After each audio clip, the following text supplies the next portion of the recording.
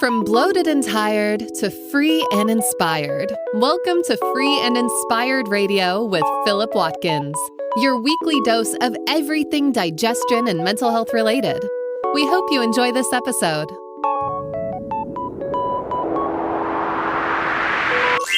Here is your host, Philip Watkins. Yes. Hi there. Welcome to another episode of Free and Inspired Radio. I'm your host and naturopathic practitioner, Philip Watkins, and I'm grateful to have you with us today. If you're new to the show, well, the title says it all. It's all about feeling free and inspired and exploring the many different avenues you can take to get there. Whether it's deep dives on digestion and mental health solutions, or guests who offer their own stories and answers, I hope I can be the type of guide you can rely on to unlock the agency you have to reach your own mental and physical competency. Let's get started with what's coming up on today's episode. Coming up on this week's show. Welcome to episode 53 of Free and Inspired Radio. Thanks for joining us again on another vast voyage through your digestive, dietary and mental health. I hope January is going well for you so far. As we move through the month, my patients are making some progress on their respective dietary prescriptions. A big shout out to many of them who are doing the do and getting better as part of their January intentions. Now, I've been inspired this week by a paper that came out just literally, I think 3 or 4 days ago. I picked it up off Twitter, which, would you believe, is possibly the best pool for papers, new papers that are being published. And as I say papers, I'm going to sit less further away from the mic, so I stop popping the mic. Do excuse me, I've just blown your ears out. But there was a lovely paper that came out this week about culinary herbs and spices and their effects on the gut. And I decided to this week, as part of my Is Diet Enough series, to pull together a full episode around the health benefits of adding more herbs and spices to your meals. Now, from anti-inflammatory and antioxidant actions to having a profound effect on the gut microbiome, which we're going to have a look at, the properties of herbs and spices are various and broad, and hopefully we're going to look at why adding more herbs and spices to your meals should actually be a pillar of your long-term health and diet. But first, before we get into that, I think a significant differentiation between the medicinal herbs I use in my practice and the culinary herbs and spices we're adding to food is necessary. It's easy to blend the two, but the herbs I use in a clinical setting and often referred to in the podcast episodes, such as the one I did on saffron last week, they are standardized for professional use. So they are specifically manufactured for therapeutic practitioners to use. And this is the herbs and spices we're referring to in this episode are the ones that you commonly use in the kitchen. Now, when herbs are standardized, they have higher amounts of active ingredients that cause a therapeutic benefit. So practitioners often look towards the amounts of these ingredients to give people the correct doses of herbs. So, for example, a good example of a standardized herb is curcumin. So one of turmeric's main ingredients, and that is an active ingredient that is anti-inflammatory in the body. So some research actually suggests that curcumin is as effective as non-steroidal anti-inflammatory drugs like ibuprofen in such conditions such as osteoarthritis in the knees. Now, to achieve this level of therapy in the body, though, as practitioners, we need to either give curcumin on its own in high doses or turmeric with higher levels of curcumin added.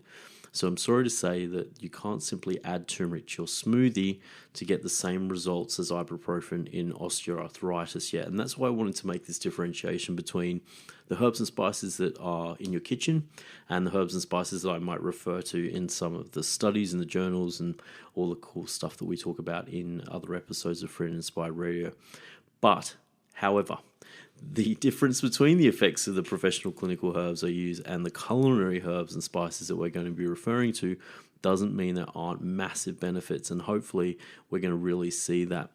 There still are no standards or guidelines on how much we actually need to consume daily to elicit the benefits of culinary herbs and spices, although in this episode, I've tried to pull some amounts for you to give you some more practical ideas on how to start. So when I'm referring to culinary herbs, or the herbs we use in the kitchen, think of the favorites.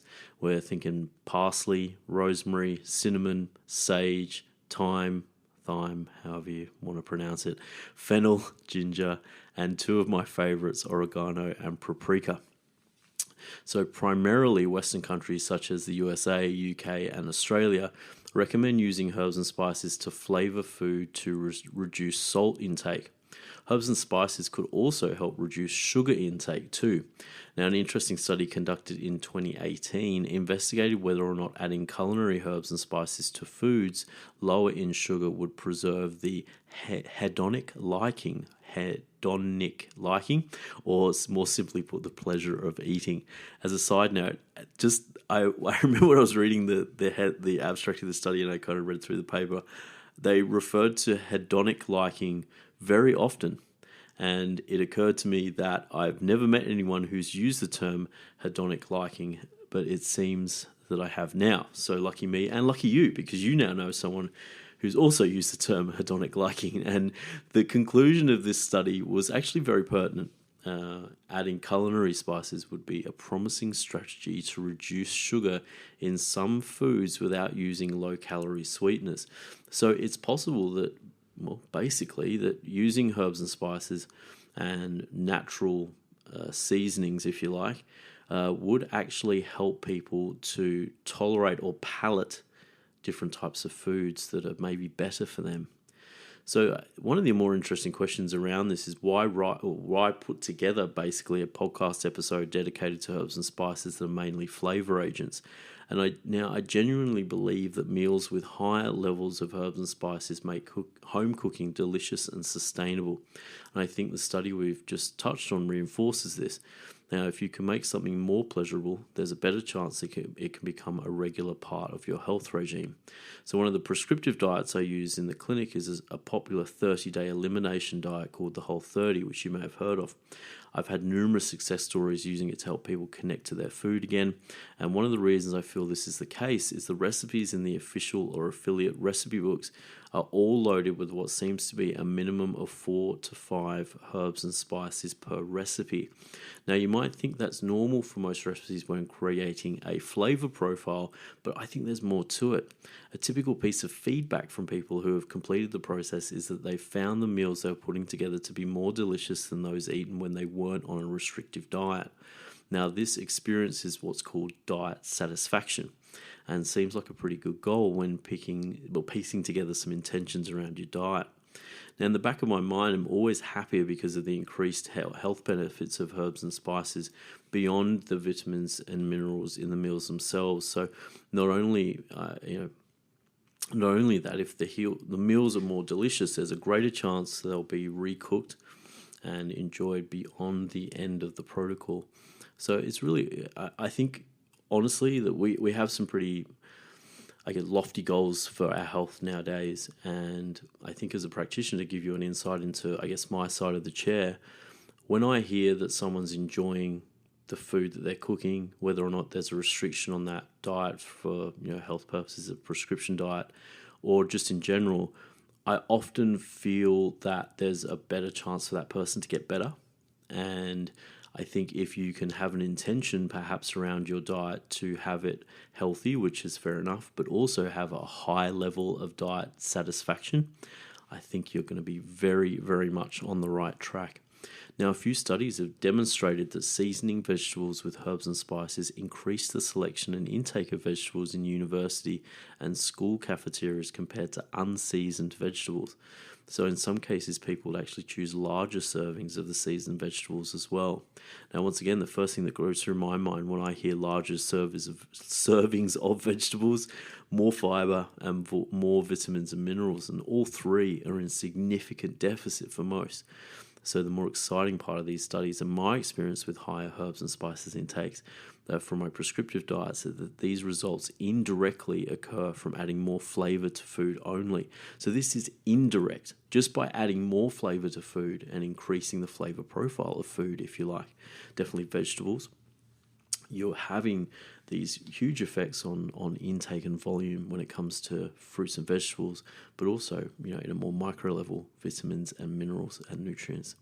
So we haven't even touched on the direct health benefits yet, and we're going to do that in part 2 of Free and Inspired Radio here. We'll be back after the break very shortly. Stick with us.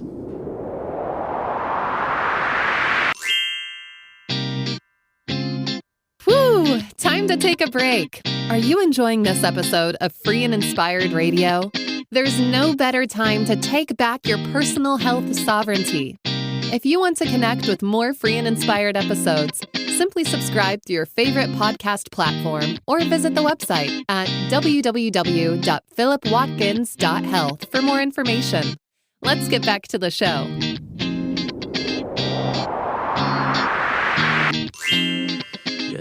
Yes. Welcome back to episode 53 of Free and Inspired Radio, where we are looking beyond the flavor of herbs and spices in your kitchen and finding out just how valuable they are for your health. So just 4 weeks of a medium level of herbs and spices daily showed some pretty amazing effects, and we're going to spend the second half of the show looking into some of the papers and journals that have actually been done on culinary herbs and spices and how they can have a positive effect on your health.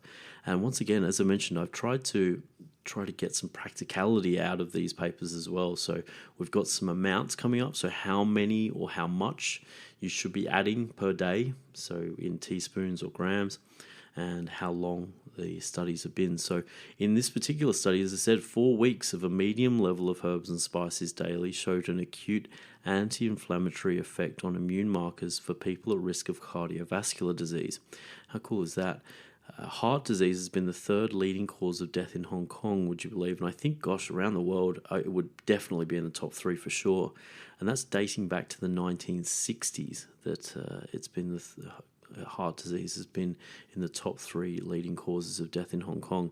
Now, in music terms, that is almost 60 years at the top of the charts for heart disease, so I wonder if it gets a platinum record. But over the last decade, research has begun to show that inflammation is the link between aging and cardiovascular disease, and a potential origin story of atherosclerosis, which is a main feature. So one of the cells of the immune system, monocytes, is involved in critical ways in the development of cardiovascular disease. Now, this particular study that we're talking about that looked at a medium level of herbs and spices, and we'll get to what medium means, over 4 weeks, investigated people who added just the equivalent of a few teaspoons of herbs and spices daily over these 4 weeks. Now, results showed an alteration in how the monocytes behaved and a reduction in the inflammatory markers associated with cardiovascular risk. That is super cool, and that is just on 4 weeks of a few teaspoons, which I've actually rounded up. So a few teaspoons of herbs and spices. So if you think about it, if you're adding even half a teaspoon of particular spices, so a bit of oregano, maybe some black pepper, and just doing 3 or 4 of those, you're already going to hit those few teaspoons just in one meal. So rosemary, oregano, and marjoram contain bioactive compounds that also may pave the way for better diabetes management. So it's not just cardiovascular disease, it's another big killer in the world, diabetes. So these compounds in rosemary, oregano, and marjoram are called flavonoids and seem to play a role in improving insulin secretion and signaling, which are 2 vital parts of managing diabetes. That's not all. An evaluation of herbs and spices and their potential in diabetes found over 900 different compounds from culinary herbs with anti-diabetic qualities. So that's herbs you can use in the kitchen, not the professional ones we're using in the clinic. That's herbs in the kitchen, 900 different compounds with anti-diabetic qualities. So specific herbs that were mentioned in this review were fennel, licorice, saffron, which we did a big episode on last week, cinnamon, lemongrass, rosemary, and oregano, which we've already mentioned. And they're all pretty standard members of our kitchen herbs and spices collection, aren't they? But they've got really great effects. And once again, when we're looking at diseases like cardiovascular disease and diabetes, I would say anything that you can do to reduce your risk of these diseases and hopefully managing them if you've already been diagnosed. I mean, an easy win. Another really big part of herbs and spices are polyphenols, and they are critical activators of the microbiome. So we refer to flavonoids from rosemary, oregano, and marjoram, and those flavonoids are part of a larger group of compounds naturally occurring in plant-derived foods called polyphenols. So you can find polyphenols in grapes, onions, broccoli, onions. Oh, sorry, I've written onions twice in my little write-up here. I must love onions. I do, actually, as a side note. Dark chocolate as well have really high levels of polyphenols. But herbs and spices, especially in their dried form, contain higher levels of polyphenols in comparison. So these values are where I find herbs and spices underrated regarding their health benefits beyond flavor. So for example, dark chocolate, which you can listen to, we did a full episode on dark chocolate around Easter 2022. So we talked a lot about polyphenols in that episode, and that's around Easter, whenever Easter was, 2022. Feels like an eon away. But dark chocolate is very famous for its high polyphenol content, and that comes in around 1900 milligrams of polyphenols per 100 grams. Now, in contrast, dried oregano's total phenolic content comes in at just over 6,000 milligrams per 100 grams. So that's almost 3 times the amount of polyphenols in dried oregano per 100 grams than chocolate. So with cloves coming in at just over 16,000 milligrams per 100 grams, the polyphenol content just on paper for herbs and spices is actually way higher than dark chocolate. Now, obviously, you're using less of the herbs and spices to get your flavorings and things like that than you would be eating dark chocolate. For some people, you're eating vastly more amounts of dark chocolate than you would normally. So you're going to obviously get more polyphenols per serving, if you like. But just to give you a sense of how powerful these herbs and spices are, that contrast is really interesting. Now, polyphenols are most notably known for their antioxidant qualities, but also have research on their anti-inflammatory and neuroprotective effects. Now, one of the lesser known qualities of polyphenols is their effect on the microbiome, and we talked about this in the beginning of the show. The dietary polyphenols have good evidence to show their role in the gut is almost prebiotic in nature. So if you're new to prebiotics as opposed to probiotics, prebiotics is an easy way to think of prebiotics' role in the gut is to provide energy for your probiotics to exert their benefits. I'm going to repeat that because I kind of messed it up. Prebiotics, an easy way to think of their role in the gut is to provide the energy for your probiotics to exert their benefits. So in the case of polyphenols from herbs and spices, they contribute by stimulating the growth of lactobacillus species and bifidobacteria species. So common probiotic species you'll see in over-the-counter formulas and things like that are stimulated by polyphenols, high in herbs and spices, right? So let's look at some of the more practical elements of the herbs and spices and have a look at something that's really important. Now, a lot of people don't or may not know that the way you cook with herbs and spices really matters. So let's say you've gotten this far in the episode and are ready to add more herbs and spices to your food daily. Let's have a look at some of these essential tips to get the best out of them. Now, I love fresh herbs from a flavor point of view. However, remember, as we spoke about previously, dried herbs will be your best bet if you want the highest polyphenol count. So when it comes to cooking, a study looking at its impact on a number of our favorite culinary herbs and spices, including cinnamon, cloves, fennel, ginger, parsley, rosemary, sage, and thyme, in amounts used in the preparation of food, found that microwaving, simmering, and stewing, or slow cooking, let's say, all increase the antioxidant content down of the herbs and spices down to the heat that was liberating the compounds. Now, cooking that involved dry heating, grilling, and frying resulted in a decrease in the antioxidant capacity of the herbs and spices there for you. So this improved antioxidant capacity could explain why it's often better to add fresh herbs to your meal during the simmering stage or at the end of the cooking process. And that's just one from me. That wasn't necessarily from a paper. Now, this is an interesting reason as well to keep up your herbs and spices intake daily. Now, studies into the bioavailability of polyphenols from culinary herbs tell us that the absorption into the systemic circulation is relatively poor, as they are often drawn up by gut bacteria, as we discussed earlier, or absorbed by the liver, or quickly eliminated by the body, or all three. Now, estimates currently suggest that up to 10% of the total phenolic content gets through to exert a beneficial action, just 10%. So in my mind, this suggests that adding a little bit more for a robust flavor may be the right thing to do in this case. Maybe a little bit more gets you a little bit more. So a little summary here is that herbs and spices do work very well beyond their flavoring to give you some really great health benefits. And if you can use the dried versions and use them in stews and sauces you're simmering and these things, you'll get the best out of them. But also remember that not much gets absorbed. And this kind of goes back to my point around transferring studies on curcumin and saying, well, I'm going to put turmeric into my smoothie, for example. The amount, the herbs themselves and the spices aren't that bioavailable, so you're not going to get enough curcumin, or at least the amount of curcumin that they're using in these studies to exert that action. So it's really key to remember that. As I also said, that does not mean that you shouldn't be using them or should give up, because they are very, very powerful agents for you, especially with the consistency and frequency that we use herbs. I mean, look, if you have 4 or 5 different herbs for lunch and dinner, I mean, you're getting a lot over the course of years. So what do you think? This episode was aimed to try and transcend thinking of herbs and spices as purely flavor enhancers.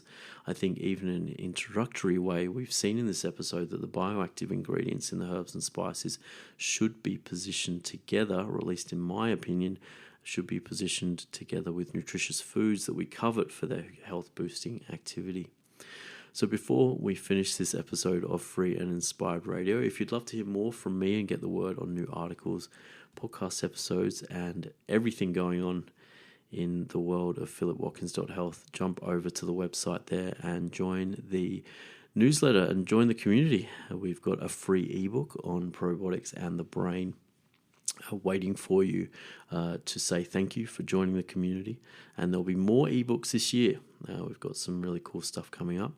Now, your reviews on Apple Podcasts and Spotify help me get the word on the street.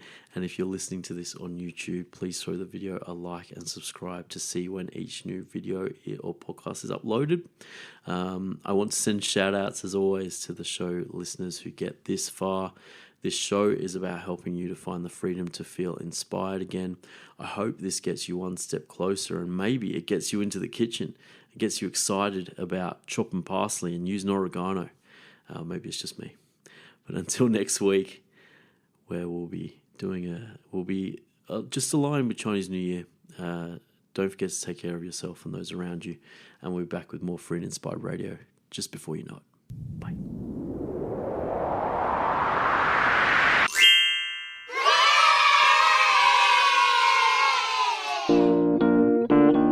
Oh my gosh, you made it to the end. This show is all about you, and we hope you finished this episode feeling one step closer to feeling free and inspired. We'll be back next week, but if you want to know more about Philip, please catch a digital flight to www.philipwatkins.health for further details about how we might be able to help. In the meantime, have a great morning, afternoon, or evening, and we'll see you for another episode next week.